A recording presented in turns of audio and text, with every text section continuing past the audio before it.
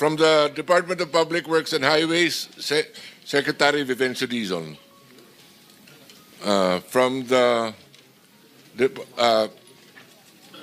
DBM, Department of Budget of Management, Undersecretary Rolando Toledo and Assistant Secretary Mary Ann de la Vega.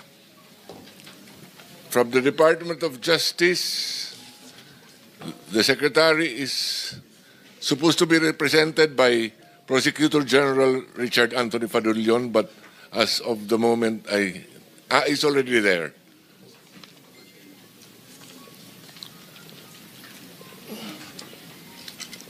From the PAGCOR, they are represented by Assistant Vice President for Gaming, Licensing and Development Department. Also, Attorney Matthew David. From the BIR, we have Assistant Commissioner James Roldan. From the Land Transportation Office, Assistant Secretary Vigor Mendoza II. From the Philippine Contractors Accreditation Board, Dr. Pericles Dakay. Engineer Arthur N. Escalante and Engineer Ernie Bagaw, both from PICAP. Of the contractors, we have Mr. Mark Alan Arevalo, Wawaw Builders, Sally Santos, SYMS Construction Trading, Robert Imperio, IM Construction, Mina Elamparo Jose, WJ Construction, Pacifico Discaya, St. Gerard General Contractor Development Corporation. We also have the former district engineer of DPWH Bulacan First District. Engineer Alcantara had confirmed that he will attend. I don't know if he's arrived. Engineer Bryce Erickson Hernandez, DPWH Bulacan First District Engineering Office. Engineer R.J. Domasig and Engineer Merg Haron Laos. Undersecretary, I've been given a note that Undersecretary Janet Abwell from DBM is also here. That is all, Your Honor. Mr. Chair. I will ask. Mr. Chair. For a while, Okay. he will just administer the oath to those For those who are here for the first time, kindly stand and raise your right hand. Do you swear or affirm to tell the truth, the whole truth, and nothing but the truth in this proceeding? Thank you. You may take your seats. Well, it's a pleasure of Senator Marcoleta. Thank you, Mr. Chair. In the agenda, I can see that Yusek Maria Catalina Cabral was invited, but I don't see her in this room, Mr. Chair. Why? May we hear from Secretary Vince Dizon? Mr. President, Mr. Chairman, good morning po sa members ng Blue Ribbon Committee, honorable members of the committee. I think for former Undersecretary Cabral, I just want to inform the body that I officially accepted the courtesy resignation of Undersecretary Cabral 2 nights ago. And I believe, Mr. Chairman, that I think she wrote a letter. No, she informed me by message late last night that she had written the committee to inform her of that, to inform the committee of her of the acceptance of her courtesy resignation, and thus I think requested not to attend. But of course, even if she is now just a private citizen and no longer part of the DPWH, I'm sure if the committee will require her to attend, she still must attend. But now no longer as a official of the DPWH, but as a private citizen. Thank you, Secretary Dizon, for the information. Mr. Chair, I don't think her resignation will shield her from her responsibility. There are personal questions that we need to ask her. More particularly, Mr. Chair, your own expose, I still recall in your last privilege speech, her text message to Senator Soto is very damning. I mean, it is something that we need to properly process. It is something that is probably within the heart of the system of DPWH. So kahit na mag-resign po siya, it will not matter to us. There are personal questions that we need to ask. Salamat po. And the chair agrees. So if there is an motion to issue a subpoena and or subpoena duces tecum, then we'll put it into a vote. Yes, Mr. Chair, I move that former Yusek Cabral be still invited to appear before this committee. Invited or issue a subpoena. Or issue a subpoena. Better, Mr. Chair. Any objection? I second the motion. Properly seconded. So ordered. Mr. Chairman, if I may po, just to Yes, please, Secretary. consistent with this po, we have also made public that while former Undersecretary Cabral is no longer with the DPWH, we have been very clear in the new leadership of the DPWH that this does not in any way stop us from continuing our internal investigations on finding out who should be liable for the clear crimes that have been committed against our people. So we will continue that investigation regardless of whether she or any others will no longer be part of the DPWH. Thank you very much, Mr. Chairman. Thank you. Some administrative announcements. Secretary Dizon and the AMLC representatives present here asked the chair to be excused by noon time. So if there are questions that will be addressed to them, kindly ask the questions before 12 noon. Thank you very much. So Senator Pangilinan is recognized. Mr. President, I just conferred with the Vice Chairman. We are exchanging slots. He will go first and then I will follow. Chairman of the committee is recognized. Thank you, Mr. Chairman. As Vice Chairman of this committee, let me state at the outset, this investigation would not have been necessary had the concerned agencies simply did their job. The truth is they did not. What we see is negligence, if not outright complicity, that allowed this flood control anomaly to thrive. Nobody lifted a finger. Nobody fulfilled their mandate. Nobody cared. As if corruption has already become the norm in this country. Or is it not? Is it? Is corruption normal in this country? This is what this hearing is all about, to come up with a law so this will never ever happen again. Let me start with the GPBB. Are you here? The Government Procurement Policy Board? Can you come forward, please? I have some questions for you. Yes, please kindly come forward and take your seats. Na-administer na sila. Hindi pa, sir.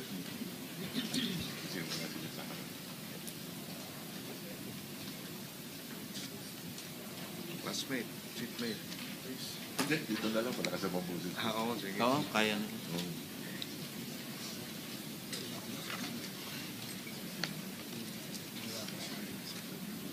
And also, do we have the representative from the Bureau of Internal Revenue here? Committee Secretary? Yes, Mr. Chair. Thank you. Sige na, pakiano na sa GP. Sige, go ahead. Administer. Kindly stand and raise your right hand. I already have. Okay, thank you. All right, thank you. Please proceed. Can you identify yourself, please? Resource person. Good morning, Mr. Chair, honorable members of the committee. I'm Maria Ginesha Rivera Guillermo. I'm actually the officer in charge of the Government Procurement Technical Support Office. I'm as well as an appointed Deputy Director General, Your Honor. All right. Based on the data, Mr. Chair, from the Philippine Center for Investigative Journalism, among the top 15 contractors that have been named by the President, the following had a poor unsatisfactory contractor's performance evaluation. Tama po ba, nagbigay po kayo ng ilan? Tama po ba itong report ng PCIJ, itong SunWest, Legacy, EGB, Equiparco, MG Samidan, LRTK Builders, ay ilan lamang at High Tone at Real Road Edge, ay ilan lamang sa mga kontratista na may poor or unsatisfactory contractor's performance? Mr. Chair? Mr. Chair, Your Honor, the CPES report or the Contractor's Performance Evaluation System report bears those po as the unsatisfactory po na rating nila sa CPES. Just to clarify, if I may, Your Honor, Mr. Chair, the CPES is posted po sa GPPB website. However, this is being provided po by the CIAP po. And it's part of our mandate to be providing this po as part of our transparency measure with respect to government procurement. So totoo po ito, yung report na ito pong 8 contractor na ito out of the 15 that were named, meron po silang poor unsatisfactory performance. Tama po? If we, Ma'am, Mr. just Chair, say kung tama or hindi po tama. it bears, yes, Your Honor, it's in the report po. All right.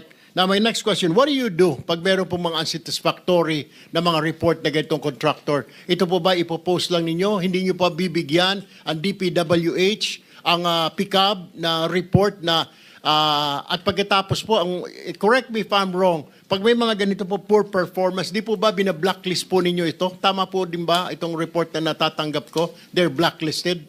Mr. Chair, Your Honor, may I clarify po that the CPES report is prepared by the CIAP. Okay. And then the CIAP is actually having a lot of CIAP implementing offices, which of course they have to accredit. One of which is meron po ang DPWH na tinatawag po nilang CPES unit po, implementing unit. So they do this, the report is coming from them, it's being consolidated and given to the PDCB, the Philippine Domestic Construction Board. And then, binibigay po yun na copy sa amin, sa GPPB TSO, as part po, kaya po pinopost din po namin yon. Ngayon po, when it comes now to the rating, we do not do the blacklisting because this is the part po yan ng procuring entity. Now, if I may explain further po, what's the purpose of the CPES rating insofar as the procurement law is concerned? Under RA 9184 po, before this is only being looked into, kapag ka-part po siya ng submission to support po yung single largest completed contract ng isang contractor. Meaning po, kapag magbibid po sila, yun po ay hinihingi as part po ng SLCC, yung sinusuportahan po niya. Pero, hindi po yun automatically na tinitingnan kasi kung halimbawang nag-submit din po yung ating bidder ng notice of yung acceptance, then our certificate of final acceptance, then that is only an alternate, an option po yung CPES. But under now sa ating procurement law, NGPA, 3 bagay na po na ginagamit na po yung CPES. Although even under RA 9184, it's already basis for blacklisting. But the blacklisting is at the end po yun ng procuring entity.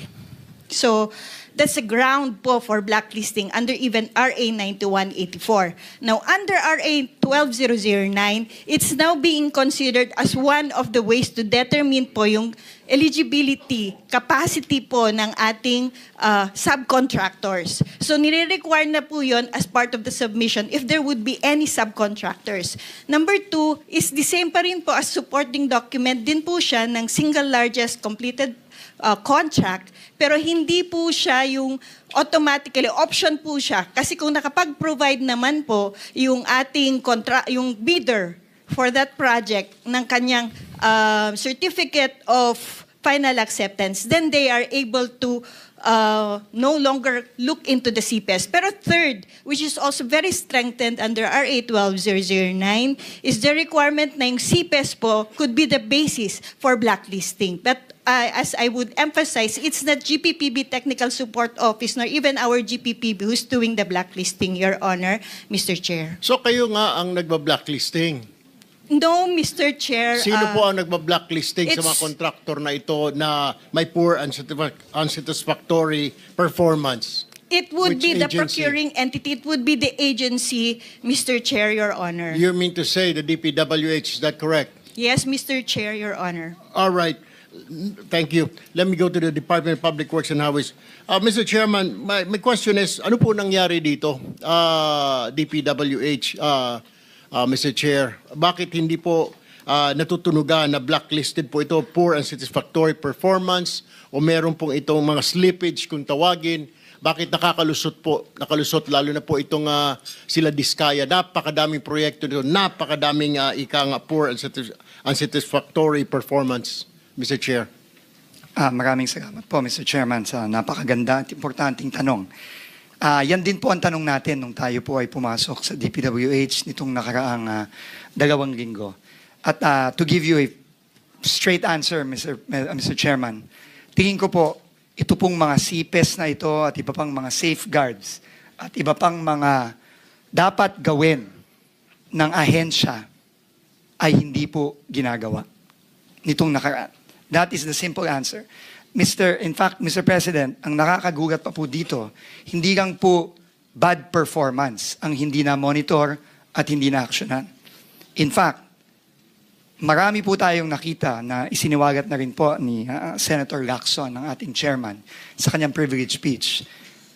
Marami pa po dito mga proyekto na hindi lang bad for performance, no performance at all.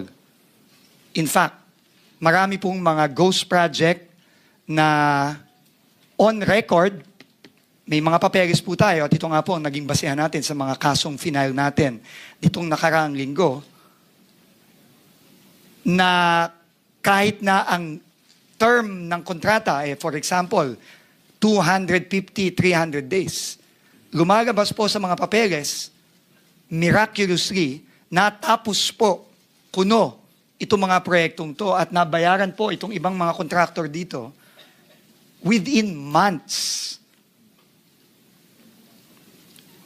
Alright. Sign po ito nitong mga ibang nandito ngayon as completed. At nabayaran po itong mga kontratang ito. So clearly po, hindi po ginagamit itong CPES at kung ano-ano pang mga dapat ginagamit ng ahensya para i-monitor ng tama ang implementasyon ng mga proyekto. That is the straight answer po that I can give the Honorable Committee. At nakikita po natin ito hindi lamang sa mga kontrata sa Bulacan, kundi nakikita na rin po natin ito sa ibang kontrata sa iba pang lugar.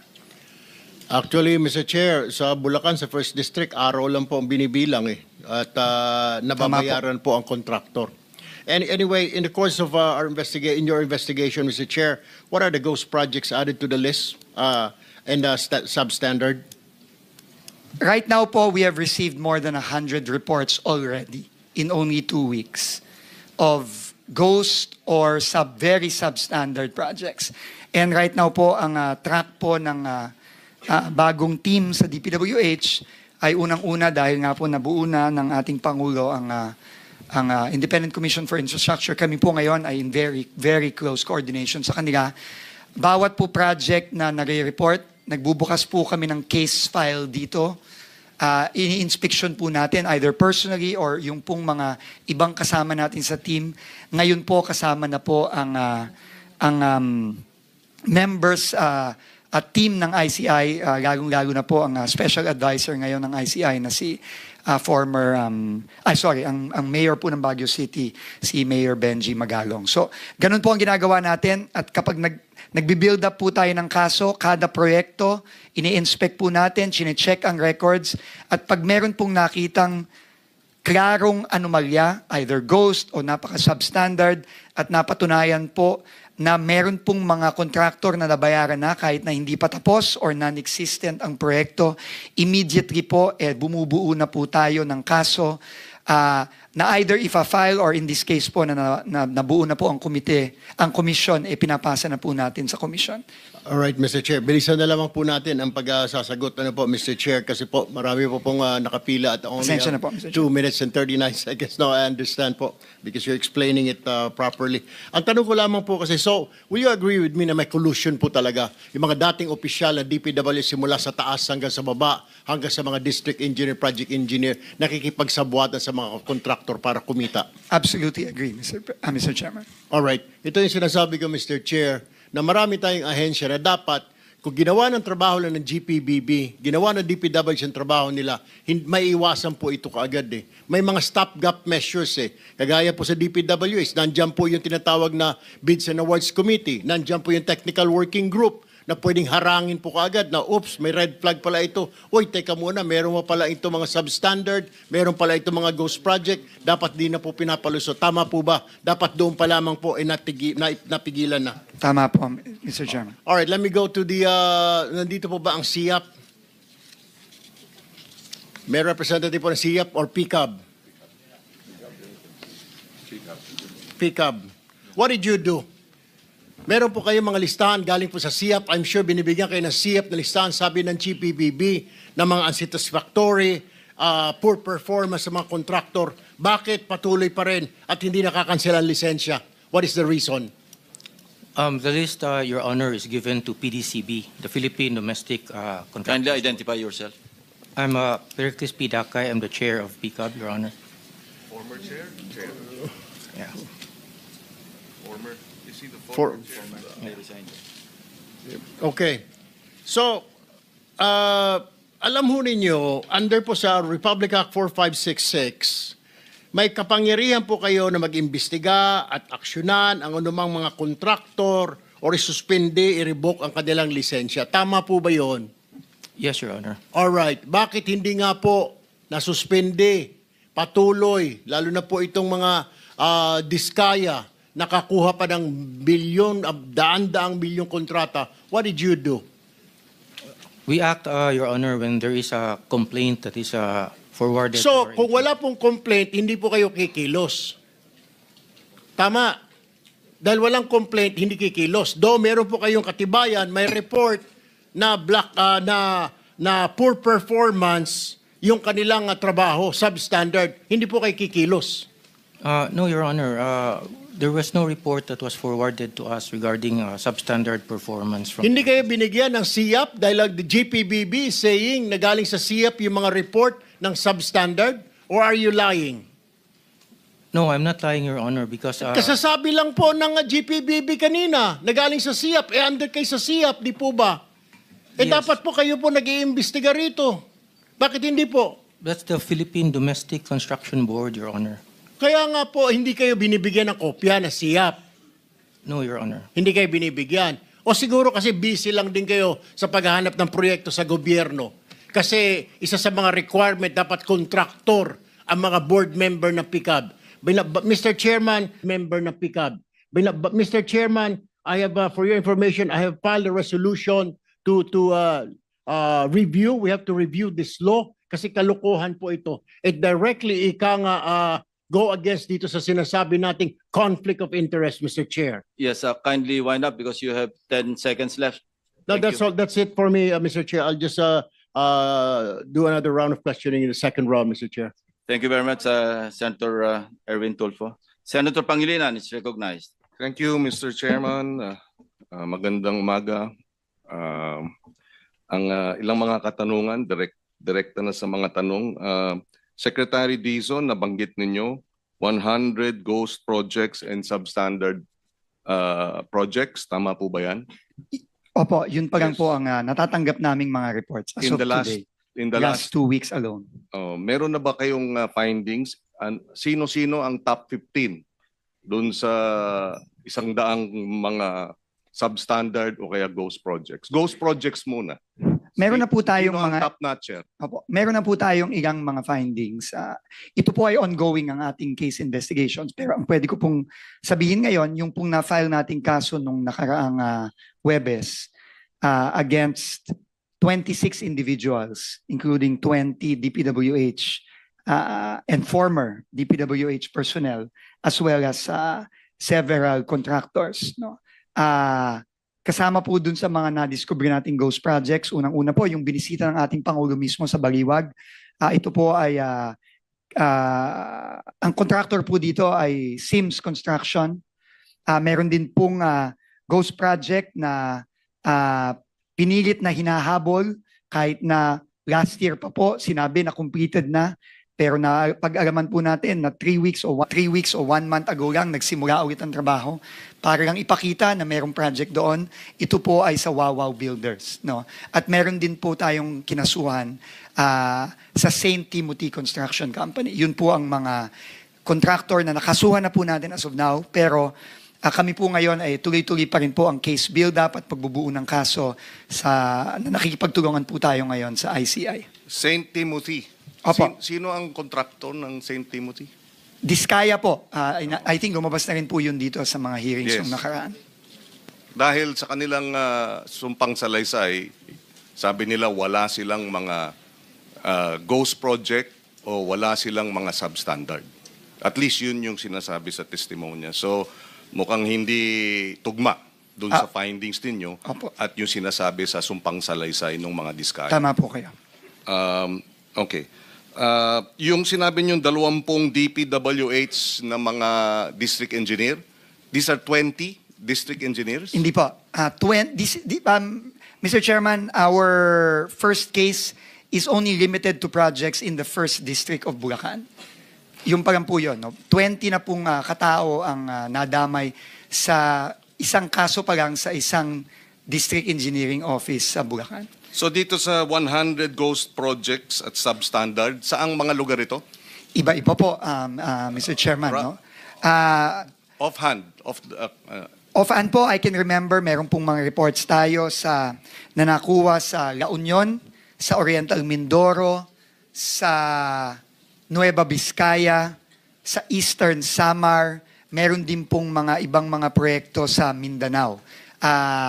Pasensya na po, Mr. Chairman, hindi ko na po maalala sa dami, pero nakikita po natin na hindi lang po ito nakasentro sa Bulacan lang, kundi mukha pong buong bansa po ito. Mr. Chairman, may we request that the people, at least a selected number of possible,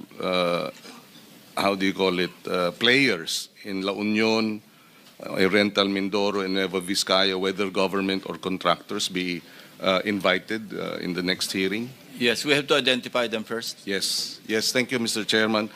Secretary Dizon, ang ating pagkaalam, at ito ay nakausap natin si former Secretary Babe Singson, na ang patakaran dati para involved ang LGU at Regional Development Council ay pagka 50 million and below ang proyekto, district engineer. Pero pagka 50 million and above, kasama na ang Regional Development Council sa pagbubusisi sa mga proyekto. Tama po ba yan? Noon dating patakaran. Tama po, no, ika-clarify ko lang po, no. Sa tingin ko po ang tinutukoy niyo po ay yung thresholds of Yes. authority Yes. ng district, region, etc. No? Yes. Nung pong time ni Secretary Babe Singson, ito po ay nasa 50 million pesos. Yes. Meaning po, pagka below 50 million and below, sa district po yan. Above 50 million sa region na po yan. Ito po ngayon ay itinaas. At ngayon po ay naka-threshold na po sa 150 million sa district. Pero nung panahon na yun, pagka... 50 lang po. At pag sinabing Regional Development Council, sino ang involved dyan sa pagbubusisi? Well, ang magpapa-bid out at ang mag-i-implement po kapag above 50 million nung panahon po ni Secretary Singson ay regional office na po ng DPWH, hindi na po ang distrito. Pero ngayon po, tumaas na po ang mga thresholds na yun. Yes, pero hindi ba pag regional office, saan ang involvement dati ng mga probinsya, ng mga local governments? Meron ba? Sa aking pagkakaalam po na Mr. Chairman, dati po kailangan po ng acceptance ng local government unit ang mga proyekto. Ito na rin po ay pinoint out ng ating Pangulo nung siya ay bumisita sa Baguio at nakipag-usap po siya kay Mayor Benji Magalong. However po, nagulat na lang po ang Pangulo na tinanggal na po yun. Sino nagtanggal nun? Inaalam ko pa po kung kaninong termino sa DPWH tinanggal. If you will allow me po, I will get back to the committee on that para po ma-establish natin kung anong date ito tinanggal para malaman po natin kung sino po ang secretary nung panahon na yun. At ano ang pagkakaiba pag regional ang nagpapasya at district engineer ang magpapasya? which work better in your opinion? Ano ang mas magandang proseso o mas maayos na proseso? I'm not in a position pa po, no, to say which is better and which is not. But what I can say po, Mr. Chairman, is meron pong inherent flaw sa nakikita nating sistema sa DPWH. Kasi po, lalong-lalo na dito sa mga proyektong inaaral po at binubusisi ng committee ngayon, madalas po, or in fact, most of the time, hindi po ito dumaan sa Local Development Council, hindi po ito dumaan sa Provincial Development Council, at hindi din po dumaan ito sa Regional Development Council. To quote po si Governor Bons Dulor ng Oriental Mindoro, nung kasama ko po siya at nag-inspect kami doon, para na lang daw sumulpot parang kabuti itong flood control project sa Nauhan, sa sarili niyang bayan, hometown po niya yon.